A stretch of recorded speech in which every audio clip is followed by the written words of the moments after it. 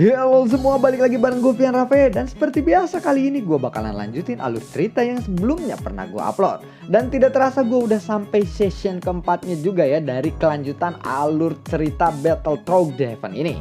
Tanpa banyak basa-basi lagi, yuk kita langsung check this out aja alur ceritanya.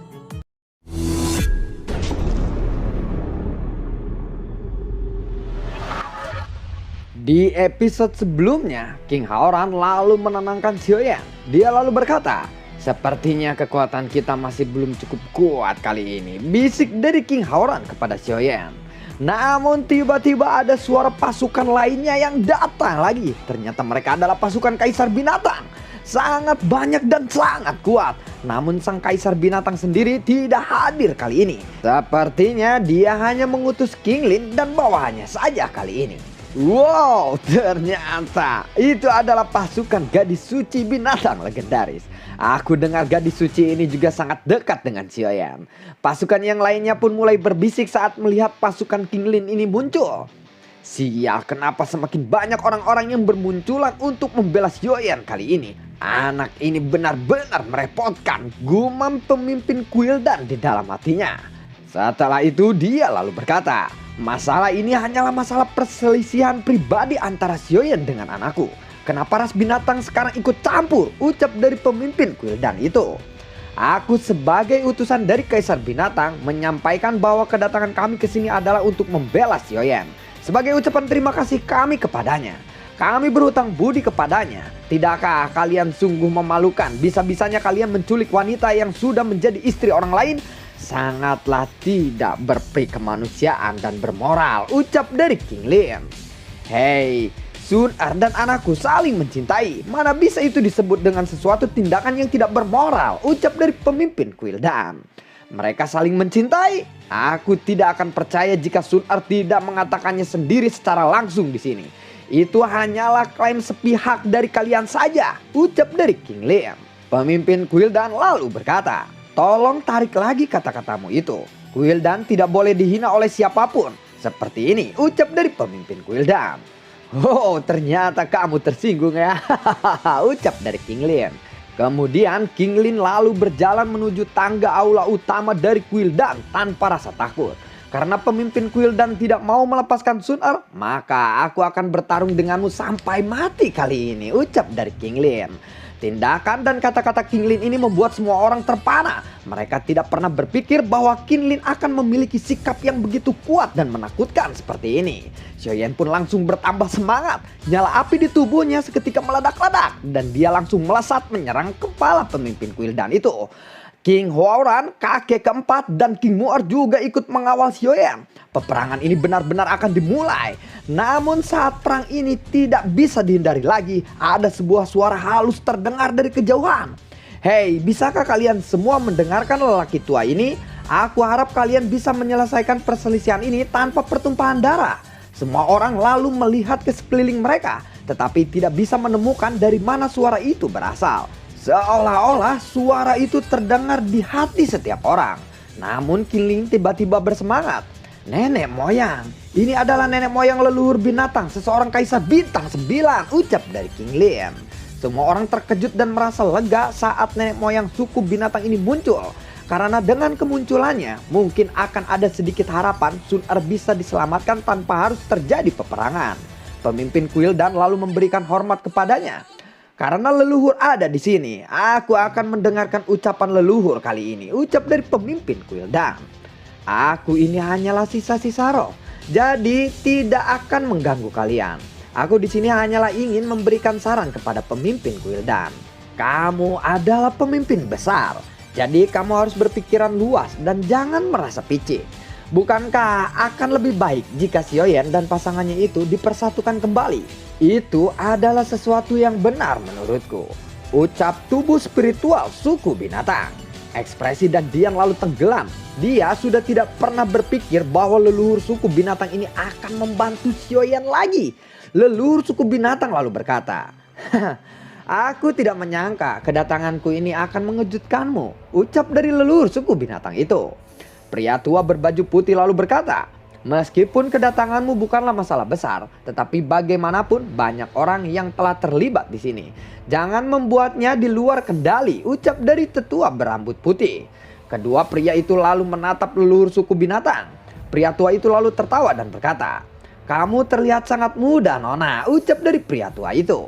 Suku binatang lalu berkata, "Apakah kamu tahu kenapa aku masih terlihat seperti ini?" ucap dari leluhur suku binatang. "Ya, sepertinya aku tahu. Mungkin itu berkat Hui Cundan." Tidak disangka efeknya sangat bagus. Ramuan itu benar-benar berhasil membuatmu menjadi cantik seperti dulu, ucap dari pria tua itu. Lalu pria tua berbaju putih di sampingnya berkata, "Hei, jangan lupa wanita itu sangat menyukai kecantikan." Hahaha, ucap pria tua berbaju putih itu. Leluhur suku binatang lalu berkata, "Hei, untungnya kalian semua adalah laki-laki. Jika kalian semua adalah perempuan, kalian pasti sudah membelinya, bukan?" Ucap dari leluhur suku binatang itu. "Kalaupun aku perempuan, aku tidak akan membelinya karena itu mahal sekali. Berapa banyak uang yang kamu habiskan untuk membelinya?" ucap dari pria berbaju putih itu. "Aku tidak membelinya, aku tidak mengeluarkan uang sepeser pun. Aku mendapatkannya," ucap dari leluhur suku binatang itu. "Tidak mengeluarkan uang?" ucap dari pria tua berbaju putih. "Ya, tentu saja. Aku diberi oleh Xiaoyan," ucap dari leluhur suku binatang itu. "Oh, begitu ya. Ini malah ngomongin obat, anjing. Jadi kamu datang ke sini untuk membalas kebaikan Xiaoyan yang hanya memberikan Hel Cundan itu," ucap dari pria berbaju putih.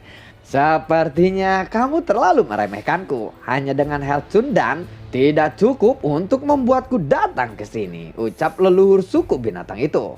Pria tua itu lalu berkata, "Lalu karena apa kamu datang ke sini?" tanya dari pria tua itu.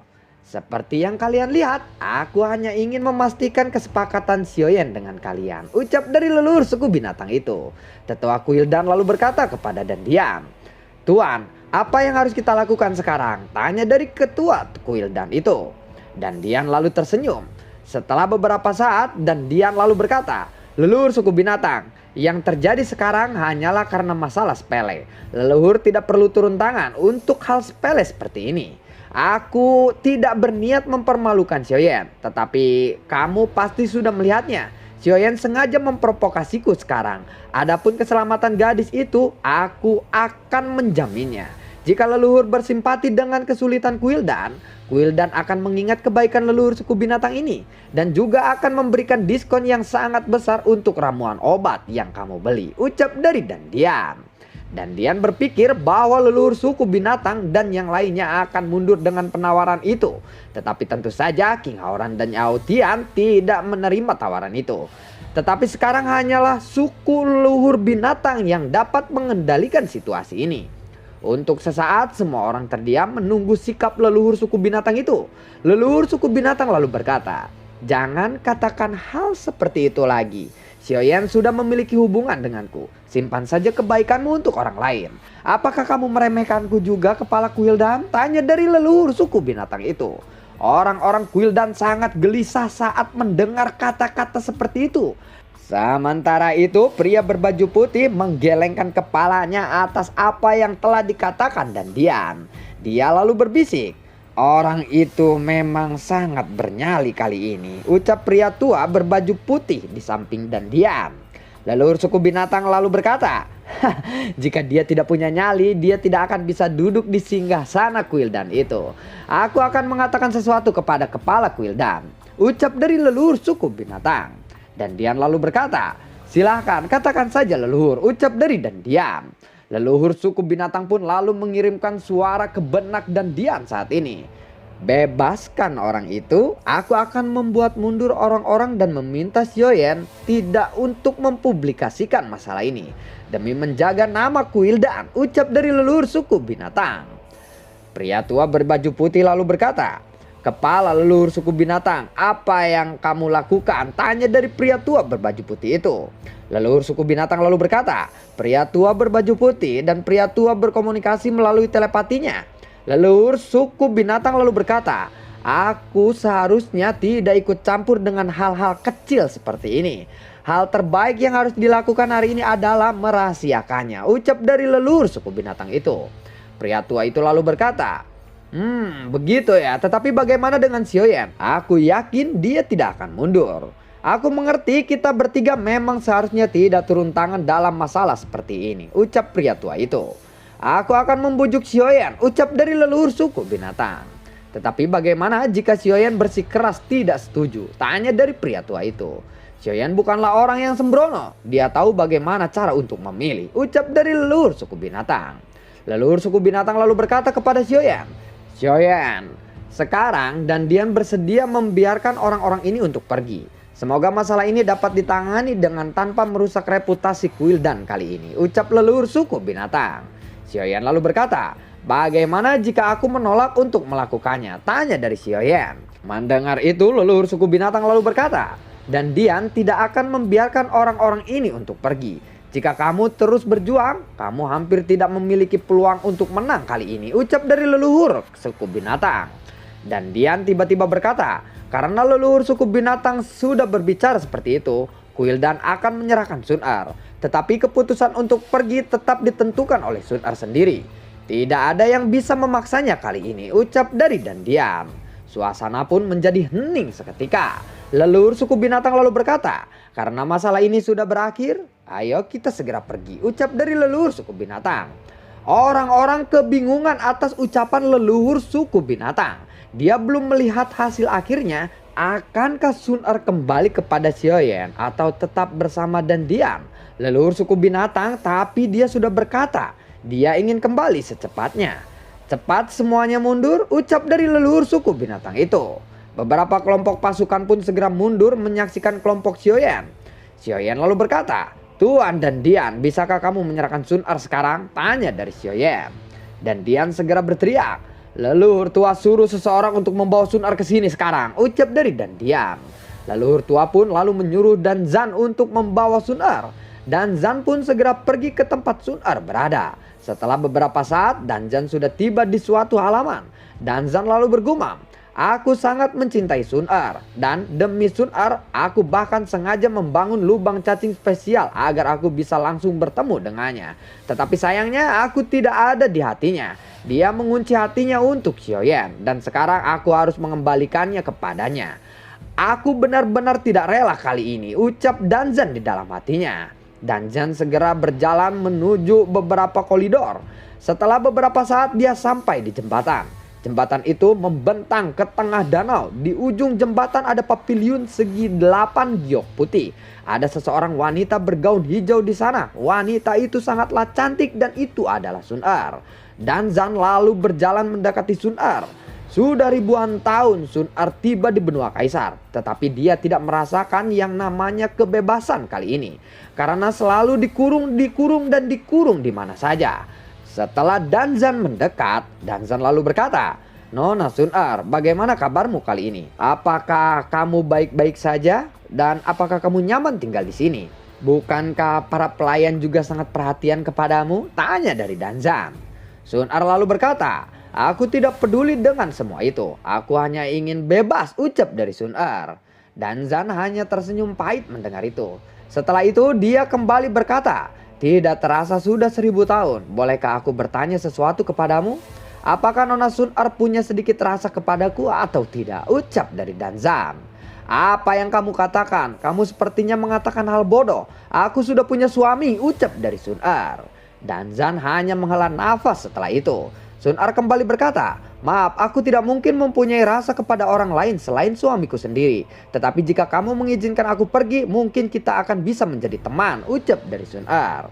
Danzan lalu tersenyum pahit lagi mendengar itu. Dia hanya bisa menelan ludahnya dan sambil komat kemot. Danzan menghela nafas dan berkata, sepertinya aku memang tidak bisa melakukan apa-apa sekarang, ucap dari Danzan.